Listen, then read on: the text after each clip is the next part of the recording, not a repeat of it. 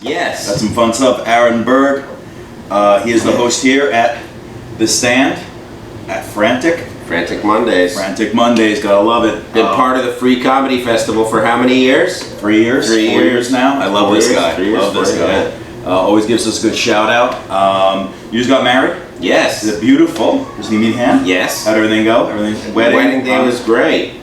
It was beautiful. How long do you guys know each other? 2.5 years. Nice. Comics marrying comics. Yeah, I smell the sitcom. It happens. I smell the sitcom. Yeah, at least get a reality show. Yeah. Easy. Getting it out of the way first, because I know people are asking about it.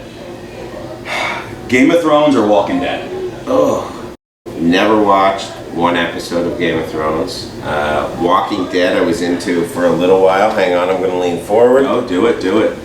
Walking Dead I was into for a little while because I knew Norman Reedus, because we worked on a movie together once and he came and watched me do stand-up, so I always liked Reedus, and I think he wears a toupee. I'm not sure.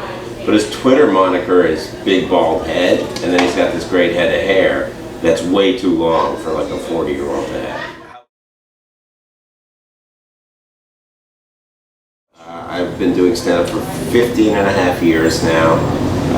First place I started was a bar in Toronto called Spirits Bar and Grill, and I went on stage and I was supposed to go up with a buddy of mine, and he played guitar and we were going to do all these songs, and then he chickened out, so I ended up going up on stage by myself.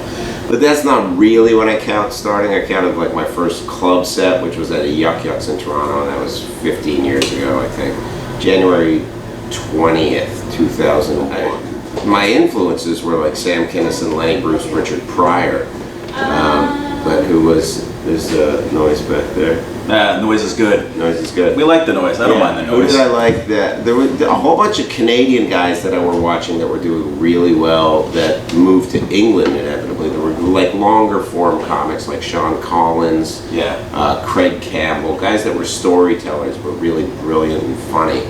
And then of course, you know, that was it. I mean, I was watching a lot of guys that were really, I mean, Jason Rouse, Russell Peters, they were Canadian guys that were doing really well at the time, so I wasn't that aware of the American scene. Stanhope was probably the only American guy that I was like, ooh, I want to be doing stuff like that. Yeah, but you've made a great art form as a host and as a comic of using your crowd work as your stand-up. Yeah. Like stitching your stand-up into actual crowd work where it just seems seamless. Like, is that something that you did originally, that you grew into?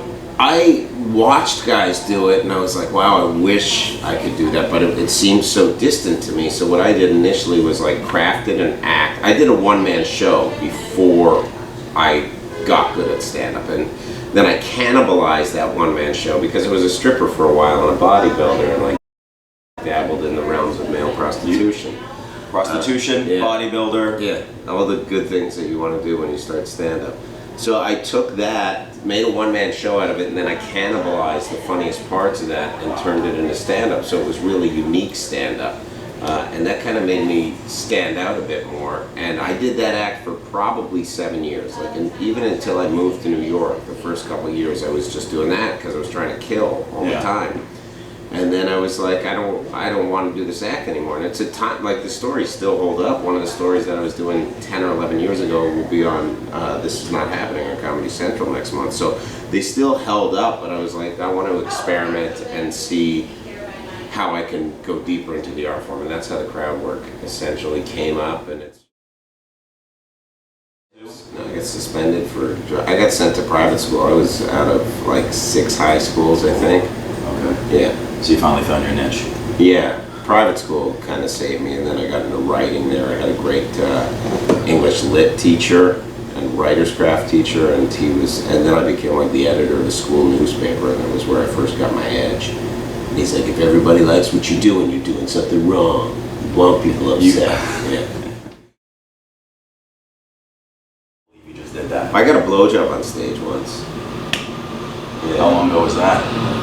2007, the first time I headlined Yuck Yucks Toronto, and I was dating a girl at the time. I planted her in the audience and I made it look like I was closing with an improv game where I was like, and so she came up and I was like, this is a game called Fellow Theo, which is Jamaican for fellatio, And then there's a screen, like a see-through screen at the Yuck Yucks Toronto. I went back behind the screen and she blew me.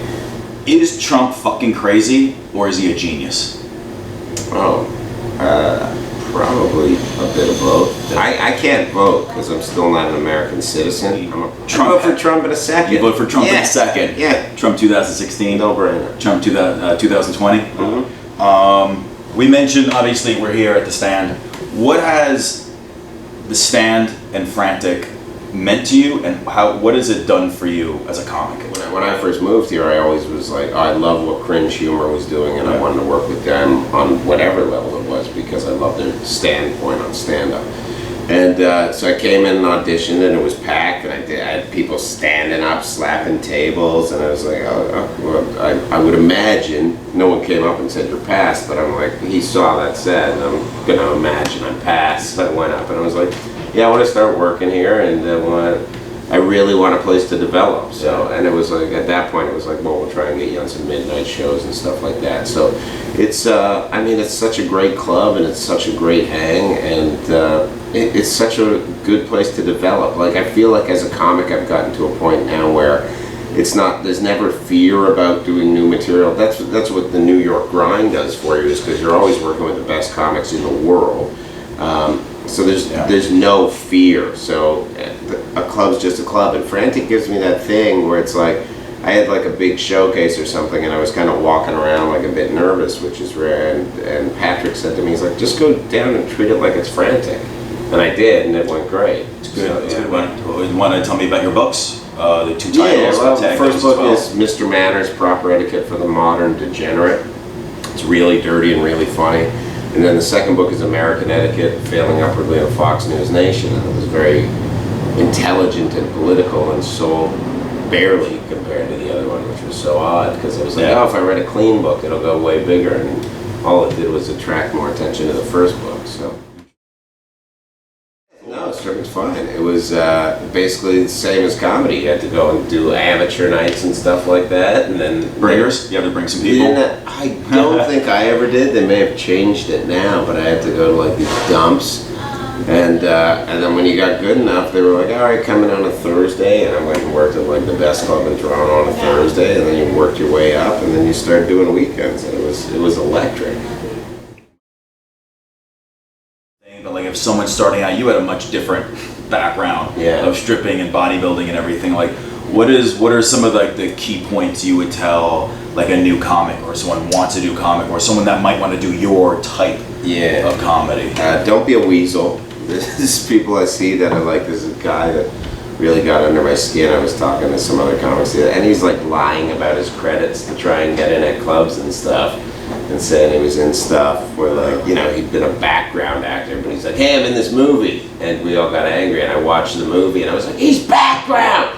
He's background! I got so angry about it. Don't be a weasel, and just concentrate on being funny. Like, the hustle's a great thing, but it's also like, I stopped hustling. I just keep working on getting funnier and making my own work, and if it's good enough, other people are going to hear about it. It does happen, where it's like everyone goes, oh, you got to see this guy. I understand, because I know a lot of comics that are just stop in 20 minutes, and they pop into these clubs instead of actually staying and making one their home. Yeah. Whether it's the stand or the other clubs in the city, I think you got to pick one, pick two, and then kind of cultivate your name out there. But the Weasel, I'll get the name, but off camera. I never give the name. But I won't tell anybody. He'll give me the name. The guy's the worst. He'll give me the name. It's fine. I won't tell anyone. Weasel. I think the one thing we can take away from this: don't be a weasel.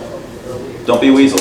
Aaron Berg. Thanks for having me. Thank you so much, my friend. I'm on Twitter at Aaron Berg Comedy, and make sure you check out my show every Tuesday on CompoundMedia.com. It's called In Hot Water with myself and Gino Bisconti, and it's fantastic. You heard it first. I'll put all the links on the site as well. Great. Thank you, sir. Done at 5:35. Not bad. Was that fun?